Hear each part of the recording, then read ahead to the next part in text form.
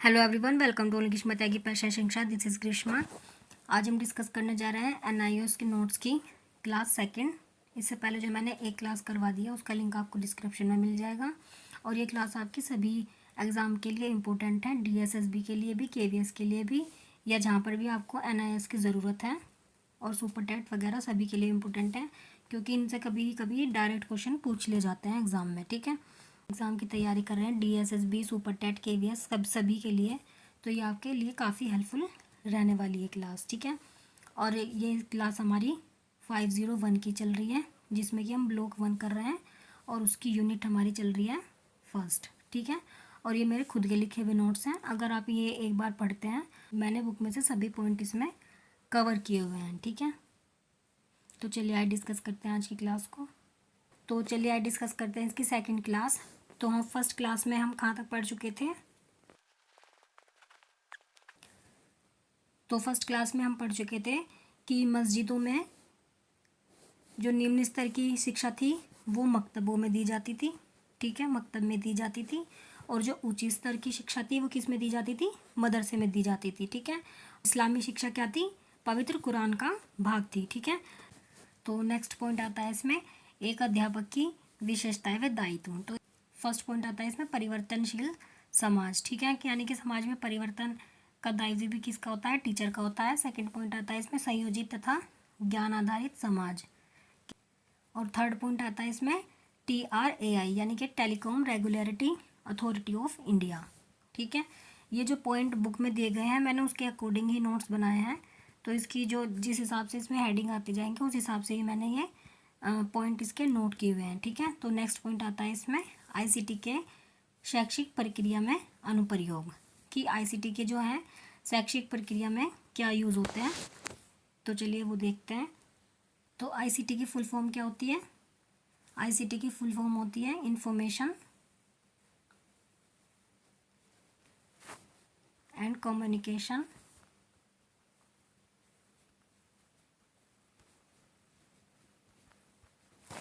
Technology.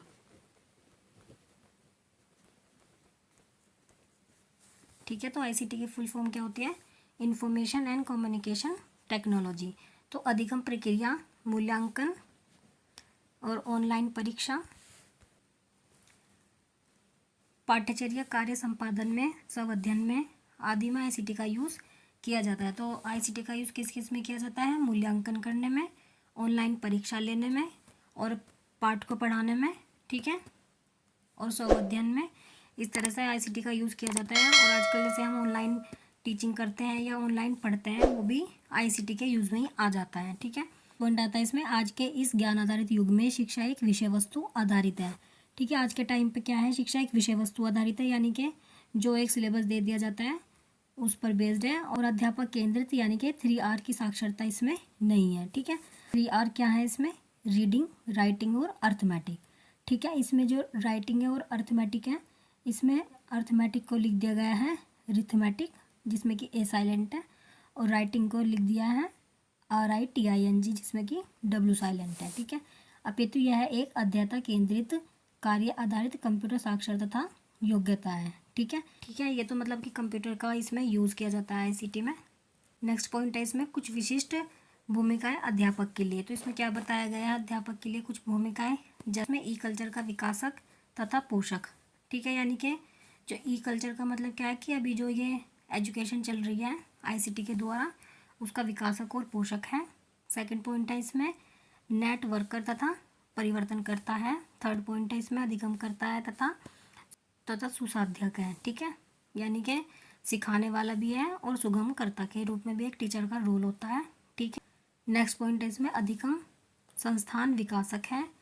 Techno pedagogy, यानी कि techno शिक्षक है, यानी कि टेक्नोलॉजी का यूज़ करके जो शिक्षा दी जाती है वो भी किसकी रेस्पॉन्सिबिलिटी होती है? एक टीचर की रेस्पॉन्सिबिलिटी होती है। मूल्यांकन करता होता है। ठीक है, इवेल्युएशन करने वाला भी टीचर ही होता है। नेक्स्ट पॉइंट आता है इसमें क्रियात्मक शोधकर्ता। ठीक है, नेक्स्ट पॉइंट आता है व्यवहार विज्ञानी, वो भी एक टीचर की रेस्पॉन्सिबिलिटी है। नेक्स्ट पॉइंट है पाठ्यचर्या अभिकल्पक तथा कार्य संपादक और शैक्षिक प्रणाली अभिकल्पक। ठीक है, यानी कि पाठ्यचर्या और शिक्षा प्रणालियों का किस तरह से रिप्रेजेंट करना है, क्या चीज़ें पढ़ानी है, सब की चीज़ें की जिम्मेदारी किसके पास होती है, एक टीचर के पास होती है। नेक्स्ट पॉइंट आता है इसमें,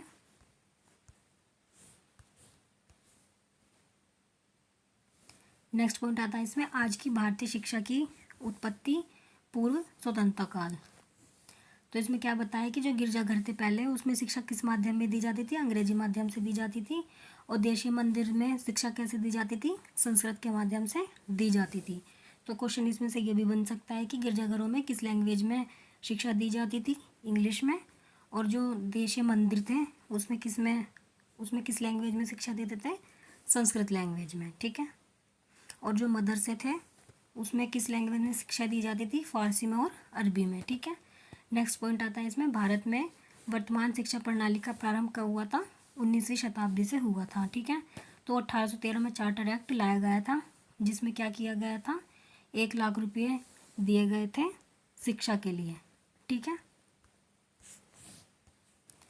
तो क्वेश्चन इसमें से ये भी बन सकता है कि शिक्षा के लिए 1 लाख रुपये किस एक्ट के द्वारा दिए गए थे। तो उसका आंसर हो जाएगा 1813 के चार्टर एक्ट के द्वारा। और दिए किसके द्वारा गए थे, ये पहली बार दिए गए थे महारानी बर्तानिया के द्वारा। ठीक है। सरकारी रूप से वित्तीय व्यवस्था की गई थी इसकी। ठीक है। तो नेक्स्ट आता है इसमें मैकाले मिनट्स या मैकाले विवरण। ठीक है। तो इसके बारे में देखते हैं आप। तो जो लॉर्ड मैकाले थे वो भारत कब आए थे, 1934 में आए थे। और भारत के गवर्नर जनरल कौन थे उस टाइम पे, लॉर्ड विलियम बेंटिक थे। ठीक है। नेक्स्ट पॉइंट आता है इसमें, मैकाले के अकॉर्डिंग शिक्षा का माध्यम क्या थी, अंग्रेजी थी। ठीक है। इन्होंने शिक्षा का माध्यम क्या कहा था, अंग्रेजी करने को कहा था। नेक्स्ट पॉइंट आता है इसमें, इन्होंने अंग्रेजी भाषा के माध्यम से पाश्चात्य विज्ञान का समर्थन किया था। नेक्स्ट पॉइंट है इसमें, उसकी धारणा थी कि भारतीय शिक्षा के इतिहास में मैकाले मिनट्स के नाम से प्रख्यात हो या हमारे लिए कुख्यात हो। ठीक है। वो चाहता था मतलब कि शिक्षा का अंग्रेजी माध्यम हो, और जो आजकल चल रहा है वो इसी पर बेस्ड चल रहा है, शिक्षा का जो प्रोसेस चल रहा है। ठीक है। तो 1937 में महात्मा गांधी ने वर्धा कॉन्फ्रेंस बेसिक एजुकेशन या बुनियादी शिक्षा का प्रस्ताव रखा था।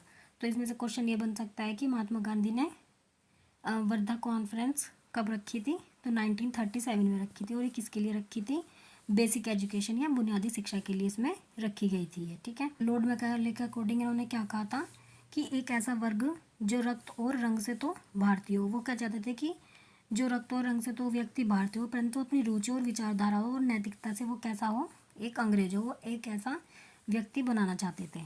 ठीक है। इसलिए ही उन्होंने इंग्लिश इसमें शिक्षा का माध्यम रखा था। नेक्स्ट पॉइंट देखते हैं इसमें। नेक्स्ट पॉइंट है, मैकाले के मिनट्स तथा डाउनवर्ड फिल्ट्रेशन थ्योरी को लॉर्ड बेंटिक ने ब्रिटिश साम्राज्य की ओर से स्वीकार किया था। ठीक है। इन्होंने क्या दी थी, एक फिल्ट्रेशन थ्योरी दी थी, जिसमें उन्होंने कहा था कि उच्च वर्ग को शिक्षा दी जाएगी तो वो धीरे धीरे नीचे स्तर तक लोगों में फिल्टर होकर चली जाएगी। तो इसी को इन्होंने फिल्ट्रेशन थ्योरी का नाम दिया था, या अधोगामी निस्संदन सिद्धांत का नाम दिया था। ठीक है। नेक्स्ट पॉइंट देखते हैं इसमें। नेक्स्ट पॉइंट है इसमें वुड डिस्पैच। तो ये कब आया था, 1854 में आया था। तो इसका फर्स्ट पॉइंट है व्यापक शिक्षा प्रणाली और संगठनात्मक संरचना। तो इन्होंने क्या बताया था इसमें कि वुड डिस्पैच को शिक्षा का क्या कहा जाता है, मैग्ना कार्टा कहा जाता है। मैंने कम्युनिटी में ये एक क्वेश्चन भी डाला था कि किस एक्ट को शिक्षा का मैग्ना कार्टा कहा जाता है, तो वो किसे कहा जाता है, वुड डिस्पैच को कहा जाता है। ठीक है। कि वुड डिस्पैच को ही क्या कहा जाता है, शिक्षा का मैग्ना कार्टा या महाअधिकार पत्र समझा जाता है। ठीक है। ब्रिटिश संसद की ओर से शिक्षा की नीति के रूप में अपनाई जाने वाली यह पहली सरकारी घोषणा थी। ठीक है। ब्रिटिशों की तरफ से यह पहले अपनाई जाने वाली शिक्षा के रूप में पहली घोषणा थी। नेक्स्ट पॉइंट देखते हैं इसका।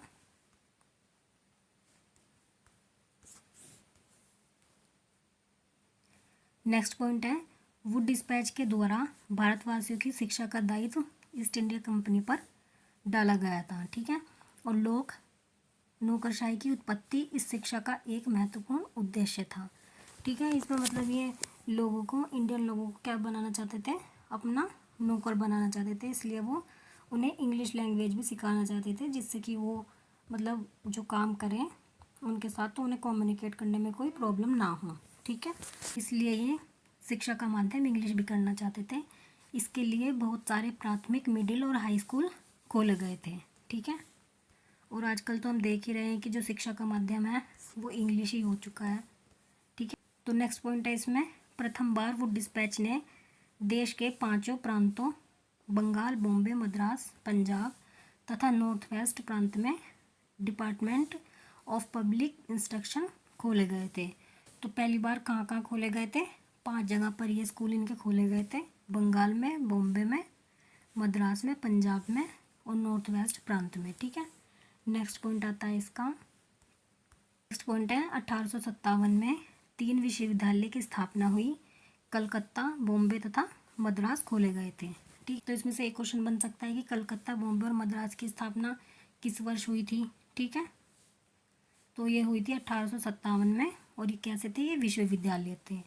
नेक्स्ट पॉइंट आता है इसमें, 1857 के विद्रोह के तुरंत पश्चात ईस्ट इंडिया कंपनी को भंग कर दिया गया था और सरकार सीधे ब्रिटिश साम्राज्य के अधीन आ गई थी। ठीक है, जब 1857 का विद्रोह हुआ था उसके तुरंत बाद क्या हुआ था? ईस्ट इंडिया कंपनी को तो भंग कर दिया गया था और सरकार फिर किस पर चली गई थी? ब्रिटिश साम्राज्य पर चली गई थी।